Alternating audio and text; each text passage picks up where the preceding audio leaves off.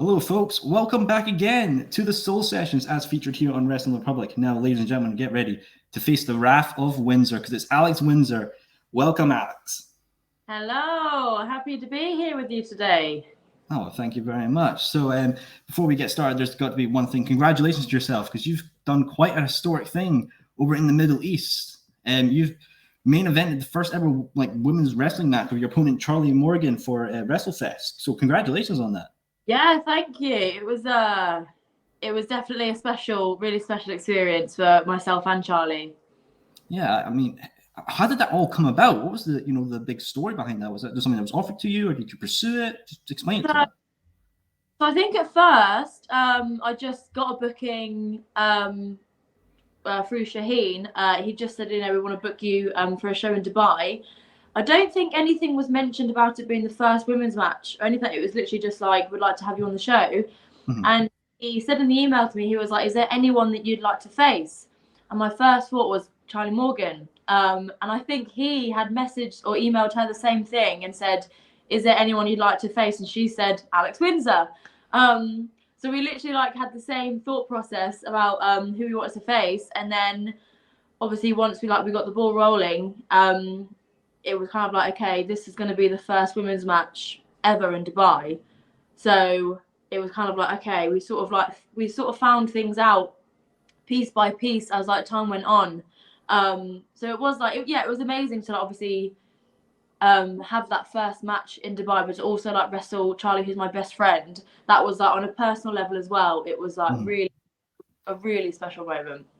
Yeah, and the match went amazing well, and the crowd reaction was awesome as well. And there's a beautiful picture of you and Charlie just embracing after the ring after all was said and done. What was the full emotional brunt of that? Must have just hit you after the match concluded. I think it hit us both just before we went out, because they had the video package playing beforehand. So it was kind of just we spent so much time that evening just getting really nervous, so there wasn't really time to be emotional. But when it kind of stopped, we watched the video and it was kind of like, okay, this is gonna happen. Don't get emotional now. We have to go and wrestle. And then just before we shook hands, Charlie just said to me, she was like, "Let's go make history, my friend." Mm-hmm. And I think we did that. And then obviously afterwards, once the match was done and we were just stood there and the fans are up on their feet, they're cheering. It was just kind of like, oh, this is what it's really made of. When you wrestle, you don't think about things like this happening, but when it does, it's just it's such a good feeling. Mm-hmm. Now, it's truly one for the history books right there, Alex. I mean, congratulations to you and Charlie and WrestleFest as well, putting on the match. Really innovative stuff for our times. It's always great to see. Thanks so much. Well, let's speak about close to home, the UK, the great country of ours. Scotland up here, always great as always, but you are the undisputed Rev Pro Women's Champion. Now, for our viewers who are not familiar with Rev Pro, if you're able to just explain to us, what is Rev Pro? So Revolution Pro is a UK-based wrestling company. I believe it's been going for, I first remember hearing about Rev Pro in 2012. I think I went to a training school there. It's run by Andy Quilden, and it's a very successful company. I think it's really stood the test of time and become really successful over time. It's always been well known throughout the UK, and I think in the last few years, even through the pandemic, it's one of those companies that was really stuck out through the pandemic. It's come out the other side, even through doing the shows. I think they started doing shows with no fans there. They've come back after the pandemic, and it's really hit its stride again, almost as much as pre-pandemic. So it's in my opinion, I think in a lot of people's opinion, it's a very successful company here in the UK. Oh, yeah, absolutely. There's just great stuff coming up. Obviously, you being the women's champion, and one of the former male champions for the promotion was Will Ospreay, who's a legend in himself. Obviously, you won the belt. Just want to talk about that moment for you winning the Rev Pro Women's Championship. Was it quite a highlight for you in your career? Yeah, it was. It was the first. It was the first belt I won as an independent wrestler. Because before then, I'd only really wrestled for the first few years of my career in one company in Norwich. So branching out onto the independent scene, I think 2015 I first started. Obviously, I left wrestling in 2017 due to a knee injury. Then coming back I think I came back August last year, and I won the Rev Pro belt in November.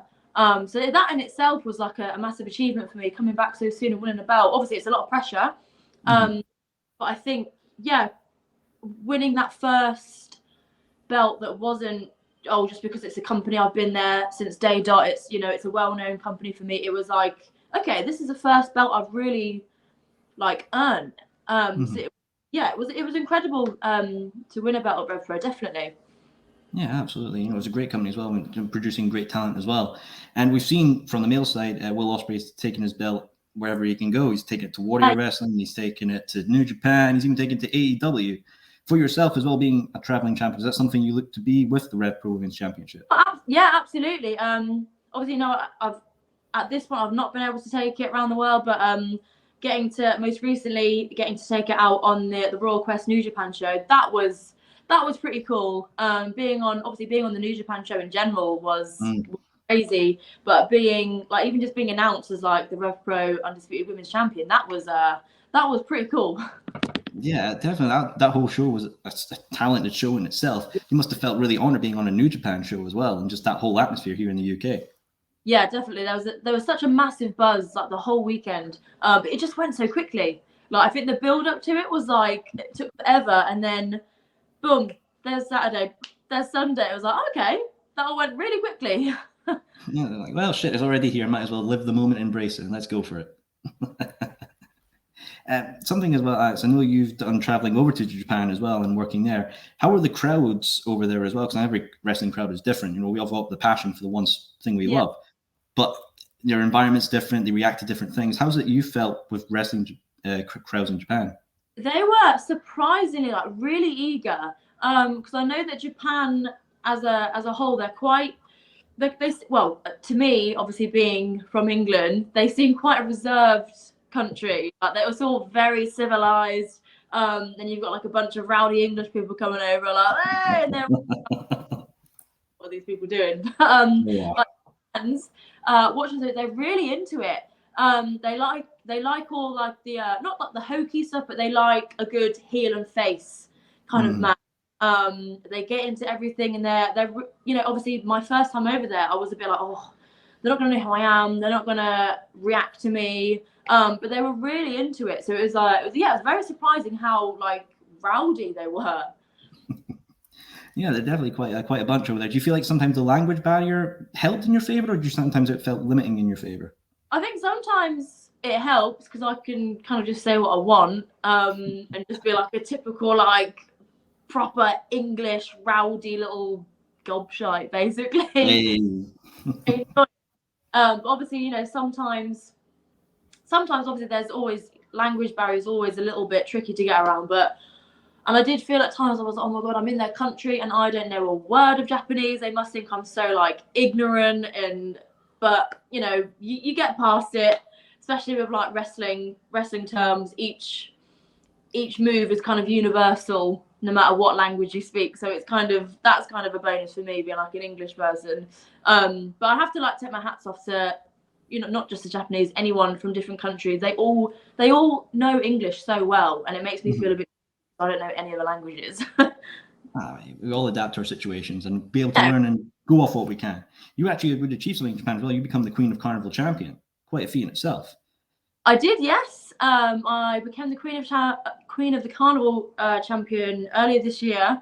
Unfortunately, I don't think since I won it, I was actually able to defend it. So Gary, who's the owner of Wrestle Carnival, I had to relinquish the championship, and now obviously Jetta holds that championship. So maybe I'll get my rematch, Gary. But yeah, that was a quite soon into coming back to wrestling, winning the Rev Pro belt and then winning the Queen of the Carnival belt as well. That was like, okay, I was on quite like a good roll there. Yeah, there's a lot happening all at once. You feel like there was extra pressure put on you just with all this gaining belts and all that? Yeah, definitely. I think, before winning either of them, it was just kind of like, okay, I was kind of just getting used to being back into wrestling. And then like when I won the first belt, I was like, okay, I have to like hold myself not to a higher standard, but I have to keep the level at least where it was. The second one, again, you know, you never want to bring down the standard. You want to at least hold it, like set the bar, basically. Mm-hmm. No, absolutely as well. Now with women's championships as well, we're seeing more and more of them pop up. We've got Impact, AEW, WWE, but now we've seen New Japan introduce a New Japan Women's Championship as well. We know the finals of that are coming up soon. Could maybe we see Alex Windsor maybe come for that belt in the future? Maybe. I mean, I'd like to hope so. I'll try and manifest it. Oh, of course, absolutely. That'd be an absolute banger to see in the match in the future. I would take it any day of the week. Exactly. Now, as we know, you've been working in the independents with Rev Pro and everything, and we've seen a lot of wrestlers' dreams are to get signed to these big companies, Impact, WWE, and AEW. Is there a particular company in your mind that resonates with you on a personal level or a professional level that you would end up liking to be signed and work for in the future? I think my top two, or I mean, I guess right at the top of the list, you know, it could be just a pipe dream, but AEW for sure. It just looks like it's the scale of WWE, but without WWE. If that kind of not so like it's kind of it's like a massive, well put together indie show, like how it's across and how the crowd seems. Obviously, you know, to have the chance to work for AEW would be amazing. Same with with Impact. Again, it just comes across like the atmosphere and like the buzz of an indie show, but on like a greater scale. Like the wrestling's not so cookie cut and you have to be placed in this spot at this time. It just seems like you have just as much fun as you would on an indie show down the road.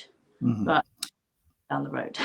Of course, absolutely. Do you feel like sometimes maybe W is just maybe a bit too big sometimes, like it's too like recording wise and like professional, and seems like more like a Saturday morning show than an actual proper wrestling event? It's almost like wrestling's only a small part of it, when the wrestling should be the biggest part of it. Like I understand it's a huge company, so they have to think of every little detail, but it does just kind of think like, you're kind of taking the little spark that wrestling has out of it sometimes. Yeah, absolutely as well. I can see that as well. Sometimes it's more spooky story elemented and more like kind of like old Jeremy Kyle sort of in the morning. Yeah, literally. It's a bit like, oh God, drama. What about the Never ending. And you mentioned AEW as well, and there's many great female performers over there. Is there someone, the top 3 female performers you want to face in AEW? Oh, Jamie Hayter, because I've heard of her. I don't think I've ever actually met her properly. I've like followed her work like for a long time, and we've got very similar styles, but we've never wrestled each other. So she's top of my list. I'd love to get in the ring with Toni Storm again. I think the last time we wrestled was in 2017. So I'd love to wrestle her as well. And Rio as well. Definitely. Those 3 are like top of my list, definitely. Oh, definitely. Well, we've got Rio and Jamie Hayter tonight on AEW Dynamite, so that's definitely going to be a match I feel like you're going to be watching and seeing who really is the one I want to face. Look at that, yeah. And as well, Jamie Hayter was actually a former Rev Pro champion as well, former Rev Pro female champion. Was. Well, I definitely maybe see a Rev Pro women's match in the future, Jamie Hayter versus Alex Windsor. That would be amazing. Hey, Tony Khan, if you're listening to this, mate, come on, book it. Get it done, sorted. Those are solid. Now, something as well I've spoken about with Warrior Wrestling CEO Steve Tortello, and we've talked about how their Warriors Wrestling champion is Athena, who's in with AEW. And we talked about how sometimes with AEW, the women's matches aren't prominent or aren't given the amount of time as some of the other matches. As a female competitor as well in wrestling, do you see that sometimes, or do you feel like it's understandable, like, hey, you've got some stuff you got to push, but try and elevate the women's division as well? What's your thoughts?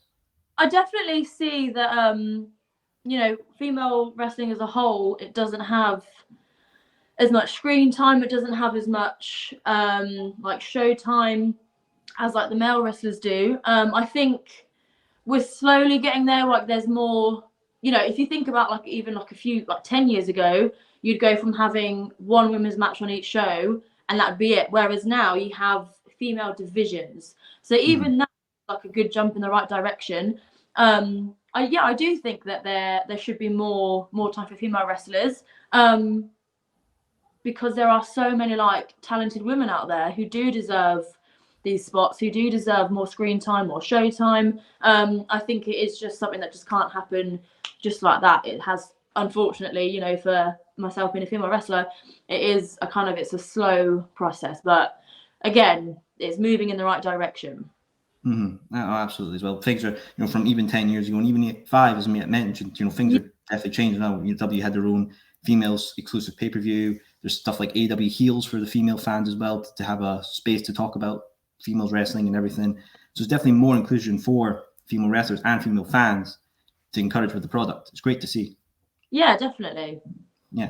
Now, something we've seen for AEW as well, AEW allow their wrestlers to do other opportunities, you know, if it's Twitch or other brand stuff they include as well. And something that they do from even the female side as well is exclusive content, such as the site OnlyFans. Now, I know you do that as well. Now, there's sometimes it's great to see that these people are allowed another source of income and as well to express themselves. But we see some stigmatization from that as well. People saying that it's nasty work, it's shaming, and it's not empowering. As someone who does that work or line work or product yourself, what's the benefits you see from it, and how does it encourage you to keep continuing with it? So I will say, before I got my OnlyFans, I had that stereotypical view, and I did think it's a bit seedy. You'd kind of think, oh, I wouldn't ever want to do that. But I think there was something that happened for me, and it was I was scrolling through Twitter, and I got mentioned in a comment, and someone had took a screen grab of my match that I had, and just the position I was in just happened to be in the middle of a match. I was obviously leaning over to get someone, they'd screen grabbed it, and I just thought to myself, female wrestlers are already looked at as sexual objects. No matter how hard we try, people are always going to look at us in that kind of way. And I just thought, like, you know what? Why not use it against anyone, but kind of use that to my advantage? And I know there is like stigma around it, and I think people automatically think, oh, you're posting naked pictures, you're posting like explicit content, and it's not that. I think it is just a way of women being like, we're already seen as these beautiful, sexy objects. So not objects, but kind of these, we are seen in that kind of way. So like, embrace it. And if it's a way that you can make more money, that you can make yourself more successful, why not? Yeah, no, absolutely as well. And sometimes even if a woman is either injured or not able to perform in the ring or not getting time on shows, it must be another good source of income as well to provide yourself. It's a good way to just, you know, like you said, when, you know, if you are injured, just to keep relevant and to keep, you know, yourself as like a social media presence, and it's kind of a good way to interact with your fans. So it is, yeah, it's a nice way to have that kind of backup if you can't wrestle for whatever reason. Did it shock you initially, like the source of income you were getting when you first started? Like, whoa, actually, this is being really successful. Yeah, I think at first, obviously, I think sometimes you see how successful it can make other people. You do have that idea in your head, and then sometimes it was a bit slow to kind of catch on. I think because some women do give off that vibe of, you know, they're already far comfortable in their skin to be like, yes, I am this very beautiful woman. But I think some people like myself, I'm more of a wrestler, and I don't kind of give off that kind of vibe, if you know what I mean. So I think maybe people are a bit like, oh, Alex Windsor's got OnlyFans. Okay, I wasn't expecting that. So sometimes it does take a bit of like promoting. You do have to kind of put it out there a lot, and I did feel a bit comfortable doing it at first because that's not really how I am as a wrestler. So it takes time. You have to promote. You have to kind of get used to kind of putting this kind of content out. But I get used to it. It starts to flow. You get more interest in it, and yeah, it's a good little side hustle. Right. Everyone loves a wee side hustle, bring in the income and make bank. That's what we like to see. Exactly. Now, we actually had Kid Cumry and Wild Boar, former NXT UK wrestler and Welsh wrestling wrestler. We talked about if WWE were going to bring over WrestleMania, where should we hold? They were a bit biased, obviously. They said Wales, Cardiff. I mean, I said up in Scotland would have been nice. But for you, Alex, if WWE brought over WrestleMania, where would you like it to be held? Oh, where would I like it to be held? I mean, Birmingham's closest to me, but I guess I mean, like, I guess an obvious answer is London, isn't it? Because it's central. But I don't know, maybe like on the edge of England somewhere really remote where people would have to really travel to. Not just they're not going to make it easy to slap bang in the middle of the country, like on like I don't know a cliff top somewhere. I don't know, like somewhere Throw it in York or something like that. Might be interesting. on a boat or something. I don't know. Who knows? Who knows? Now we've had many women championships throughout the ages: the Divas Championship, the Old Attitude Era Women's Championship. In our days, we've got the Impact, Knockouts, and the AW Women's Championship. For you, as a comparator, is there a specific belt you look at and you think that represents women wrestling? That has got the image, that's got the design that perfectly represents women's wrestling.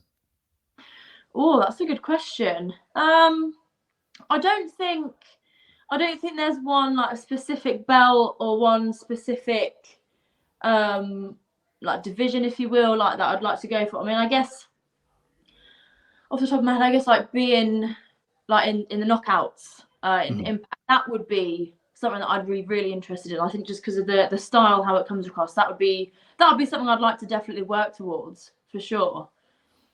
Yeah, it's a very nice looking belt as well. Obviously, the champion right now is Jordan Grace. Yeah, she's doing great with the belt. She's a phenomenal wrestler. I wrestled her back in October last year. Yeah, she's incredible. She looks like insane as well. So I don't know if I'm allowed to swear or not. It's Scotland. We swear all the fucking time up in here. Go for it. Yeah, it'd be good to get her again. Yeah, absolutely. I've many dream matches in the future for you, Alex. And we actually had a few independent women wrestlers on here, and they've come up with their training when they started in a young age of 15. And I believe you started at a young age as well in your teens, if I'm correct. Yeah, I started when I was 15. I think I just turned 15 or started when I was 15 and then turned 16 like a couple of months later. Yeah, so quite young. Yeah, was there a lot of anxiety with starting so young? Were your parents okay with that? Or was it like, this is my dream, I want to chase this, I got to start now or never? Well, it was never a dream for me to become a wrestler. I didn't know anything about wrestling at all. I just happened to have a friend at school who was into wrestling. So she kind of got me into it. So I think my parents were kind of just like, oh, this is another phase, because as a kid, I'd tried so many different things. I think I had like piano lessons, drum lessons, guitar lessons. I tried jiu-jitsu, and I just was just like, oh, I stopped everything. Like I tried it a few times and then that was it. So I think my parents just thought, this is another thing that she just wants to try. It will be over in a few months. And I think I had one training weekend, I think Saturday and Sunday, and I just loved it. It was just like a perfect mixture of drama and sports, which is what I was really interested in school. So after I learned that there was something that I could do both in, I was just like, oh, this is what I want to do now. So it was like a really, it wasn't a dream before, but it really quickly became something I was really like invested in. No, it's always good to follow our passions, and if you're invested in something, you chase it. There's no harm in trying, and if you could accomplish it, that's great things to see in life. Yeah, exactly. I think my parents have always said to me, you know, don't give up on other things. So obviously I stayed in education. I've got like a shoot job. So I've always made sure I had something else just in case wrestling didn't work out. But I think as I've got older, I think my parents have seen like my success, and I think they're all for it. You know, they've never told me not to stop. They've always just said, just make sure you don't lose out on anything else if wrestling does fall through for whatever reason. And obviously, you know, sometimes it did with my injuries, but to fall back on. Yeah, of course, absolutely. It's always good to have a backup plan just in case shit happens, hits the fan, and you've got that thing to rely on in the background. But besides wrestling, Alex, is there stuff that you like to do just, to chillax, relax, take your mind off the ring and just enjoying your free time? To be honest, my free time, well, I'm a mum, so my son keeps me pretty occupied most of the time. But really, I like, I'm quite outdoors. I'm a bit of a tomboy, so I like doing outdoorsy shit. I go to the gym a lot, but even just like sometimes it can just be like a day just chilling out on the sofa. Sometimes I'll be doing like something all day with my son. So it kind of varies from day to day, really. No, absolutely. And being a parent as well, and obviously do this traveling to Japan and everything, and being a wrestler, balancing that life of a parent and a wrestler, was it hard at the beginning, or have you found that balance between the two lifestyles? I think the expectation of it, I thought it was going to be harder than what it actually is. a lot more doable than I thought it was. Like, I never thought coming back to wrestling, being a parent, I thought, I'm never going to be able to go to Japan now, and I have twice. So I think it's more a case of I just need to try it. Obviously, now I don't have the freedom just to be like, I'm going to go to this place for however long. I know a lot of countries, they do tours for like weeks at a time. I can't do that. It doesn't stop me from doing it completely.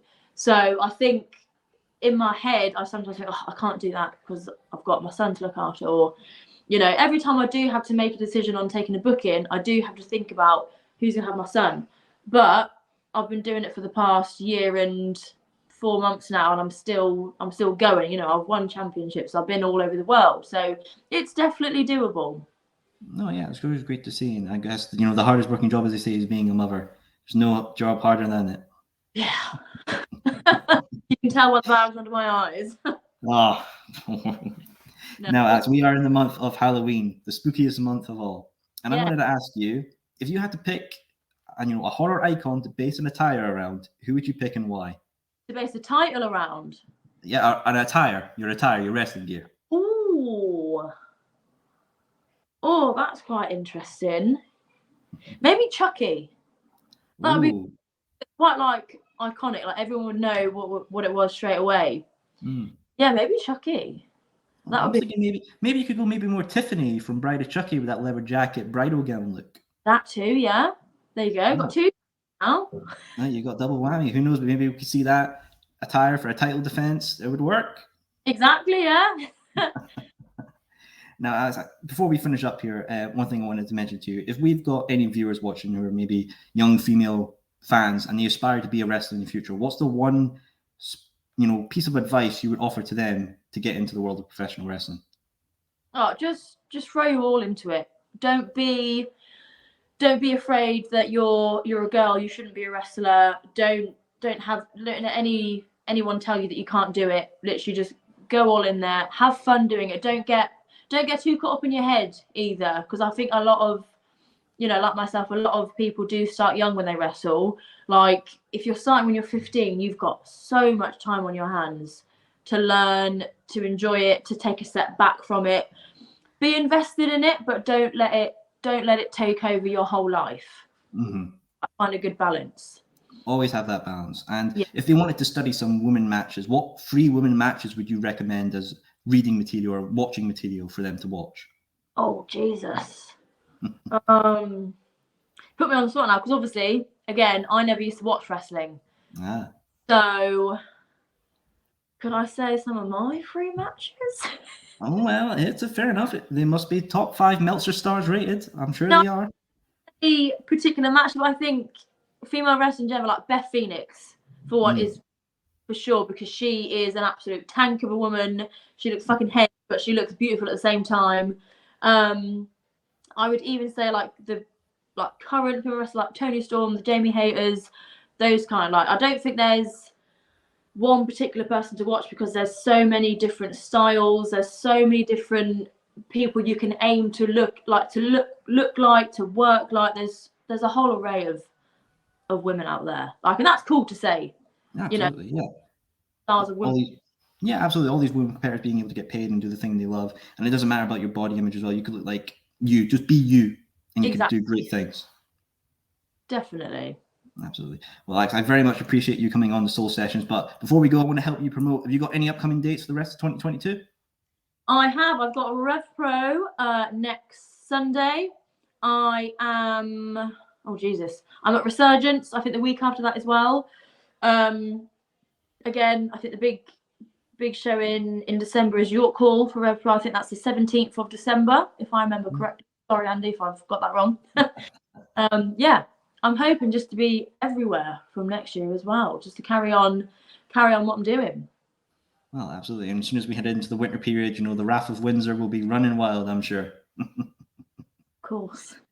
Oh, yes. Well, thank you very much, Alex, for appearing on the Soul Sessions. All my viewers, please check out Alex Windsor. Her Instagram will be in the description below. Check her out. Watch her matches. She's great. And again, thank you very much for appearing on the Soul Sessions, everybody. Have a good one. Thank you.